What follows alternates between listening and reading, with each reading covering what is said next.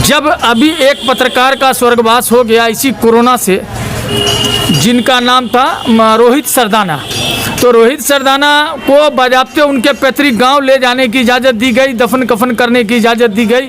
चूँकि शहाबुद्दीन साहब मुस्लिम हैं तो उनके लिए कानून अलग हो गया, और लाख कोशिश के उनके बाल बच्चे, उनकी अहलिया ने लाख कोशिश की, उसके बाद भी उनको मैयत अपने पैतृक गांव सिवान में जीरादई कहिए या फिर जो भी प्रतापगढ़ कहिए, जहां भी उनका पैतृक गांव है वहां उनको दफन न करने दिया गया। दिल्ली के ITO के बगल में एक कब्रिस्तान है, वहीं उनका दफन। और जो लोग ओछी हरकत कर रहे हैं, टिप्पणी दे रहे हैं, मैं तो आपको ये कहना चाहता हूँ, पुष्पम प्रिया जी को ही कहना चाहता हूँ कि राखी बिरला आप पार्टी की विधायक है, और उसने दिल्ली के असेंबली में अमित शाह जी को तड़ी पार कहा। तड़ी पार वो थे, उन्होंने कहा मैं नहीं कहता है, ये फला समय में फला सन में तड़ी पार थे, ये क्रिमिनल थे, चोर थे, बदमाश थे, तो वो थे, आज वो नहीं, और देश के गृह मंत्री है। पुष्पम प्रिया जी उस पर कोई टिप्पणी करके दिखाए।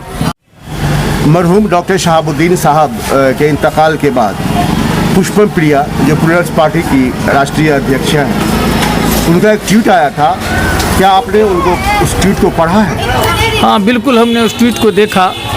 ये अफसोस का मुकाम है कि पुष्पम प्रिया जी एक प्लूरल्स पार्टी बना करके पूरे विधानसभा में बिहार में चुनाव लड़वाई हैं, लोगों को खुद भी लड़ी हैं, रिजल्ट जनता दे ही चुकी है उनको। लेकिन कभी कभी होता क्या है कि सस्ती लोकप्रियता पाने के लिए आदमी कहीं से कुछ बोल देता है, कोई आतंकवादी कह रहा है, कोई कुछ कह रहा है, लेकिन लोगों को समझना चाहिए कि देश की एक सबसे बड़ी संसद के वो मेंबर रह चुके हैं, और एक बार नहीं, अपने जीवन में उन्होंने चुनाव नहीं हारा। और जहाँ तक बाहुबल की, तो बहुत सारे लोगों का रिकॉर्ड है, बाबू त्यागी, तेजपाल गुज्जर से लेके ऐसे बहुत सारे लोग हैं, उनको तो कहीं कुछ नहीं लोग कहता है। लेकिन डॉक्टर शहाबुद्दीन साहब मरहूम के बारे में इस तरह का बयान, अनर्गल बयान देना, न केवल पुष्पम प्रिया बल्कि जो लोग ऐसा कर रहे हैं, वो बहुत ही बेहुदा हरकत है, ना समझ वाली हरकत है। एक तरफ देश के अंदर में दोहरा मापदंड का कानून चल रहा है, जब अभी एक पत्रकार का स्वर्गवास हो गया इसी कोरोना से, जिनका नाम था रोहित सरदाना, तो रोहित सरदाना को बाज़ाब्ते उनके पैतृक गांव ले जाने की इजाज़त दी गई, दफन कफन करने की इजाज़त दी गई। लेकिन चूँकि शहाबुद्दीन साहब मुस्लिम हैं तो उनके लिए कानून अलग हो गया, और लाख कोशिश के उनके बाल बच्चे, उनकी अहलिया ने लाख कोशिश की, उसके बाद भी उनको मैयत अपने पैतृक गांव सिवान में जीरादई कहिए या फिर जो भी प्रतापगढ़ कहिए, जहां भी उनका पैतृक गांव है वहां उनको दफन न करने दिया गया। दिल्ली के ITO के बगल में एक कब्रिस्तान है, वहीं उनका दफन कफन हुआ। और जो लोग ओछी हरकत कर रहे हैं, टिप्पणी दे रहे हैं, मैं तो आपको ये कहना चाहता हूँ, पुष्पम प्रिया जी को ही कहना चाहता हूँ कि राखी बिरला आप पार्टी की विधायक है, और उसने दिल्ली के असेंबली में अमित शाह जी को तड़ी पार कहा, और तड़ी पार वो थे, उन्होंने कहा मैं नहीं कहता है, ये फला समय में फला सन में तड़ी पार थे, ये क्रिमिनल थे, चोर थे, बदमाश थे, तो वो थे, आज वो नहीं, और देश के गृह मंत्री है। पुष्पम प्रिया जी उस पर कोई टिप्पणी करके दिखाए। तो सवाल ये उठता है, कुछ लोग सियासत में धन बल बाहर से कमा के आने के बाद जनता को गुमराह करने के लिए पार्टियां बना लेते हैं। इस वक्त जिसके मन में आता है वो पार्टी बना लेता है। हम तो ये मांग करते हैं बाज़ाब्ते चुनाव से कि पार्टी बनाने वाला प्रवृत्ति खत्म होना चाहिए। इसी के वजह से जनता गुमराह होती है, सही दिशा में निर्णय नहीं ले पाती है। उसी की एक मिसाल पुष्पम प्रिया भी है। इसीलिए इन लोगों को अपनी वाणी पर कंट्रोल करना चाहिए। ये कैसे पढ़े लिखे लोग हैं जो किसी के बारे में अनगढ़ बयान दे देते हैं, उसके चरित्र पर ही कर देते हैं।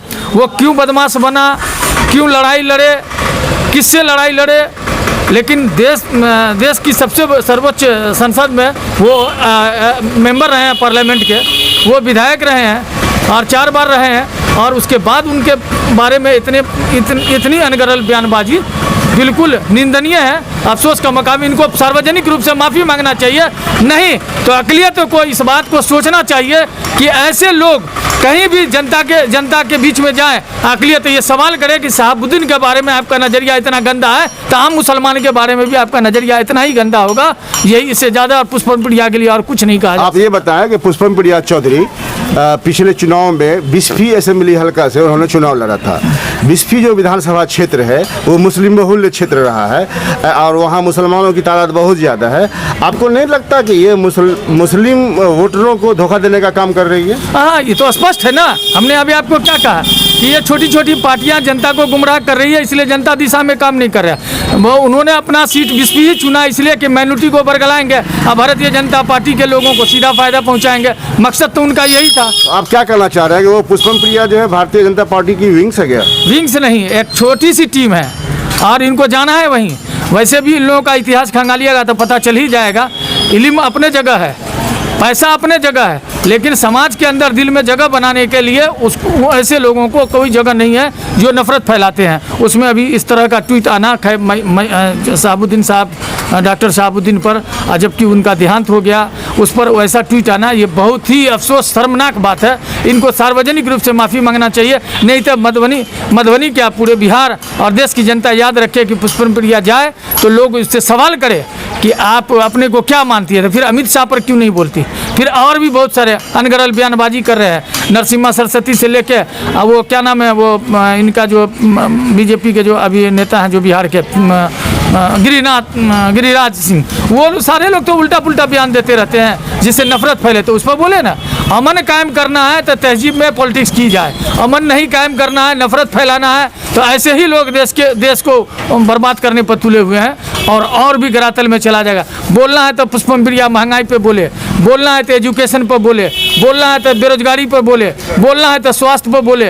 इन सभी चीज़ों पर कहाँ बोलती है? केवल फेसबुक पर फोटो आईडी ये सब दिखाने से मसले का हल नहीं है। जमीनी सतह पर उतरना होगा और मिट्टी बिहार की मिट्टी में उसको ठीक से मजना होगा, तभी जाकर के कोई रास्ता लगेगा। एक आखिरी सवाल है कि कल जब इंतकाल हो जाने के बाद, डॉक्टर साहब इंतकाल हो जाने के बाद ऐसा देखा गया कि दिल्ली में नेता वहाँ नहीं पहुँच पाए। आखिर में देखा गया कि अमानुल्लाह साहब आप पार्टी के और एक इमरान प्रतापगढ़ी को देखा गया। ऐसा क्या हुआ कि नेता करनी काट गए? नहीं, ठीक है, देखिए आप पार्टी के नेता हैं अमानतुल्लाह खान, आज वो बहुत सारे मुद्दे पर अपनी आवाज़ बुलंद करते हैं और इमरान प्रतापगढ़ी तो शायर हैं और कांग्रेस पार्टी के एक अच्छे लीडर हैं, वो उनका भी बहुत ही सराहनीय रोल रहा है।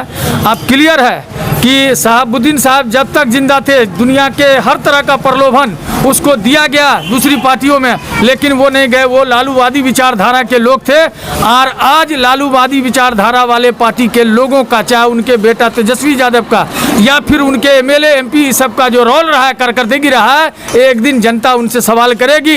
ये बहुत ही अफसोस का मुकाम है कि इन लोगों की 10-20 सांसद या 10-5 सांसद या एमएलए को वहाँ जाना चाहिए था, उसके परिवार को संतान देना चाहिए। बाद में जाके क्या करेगा?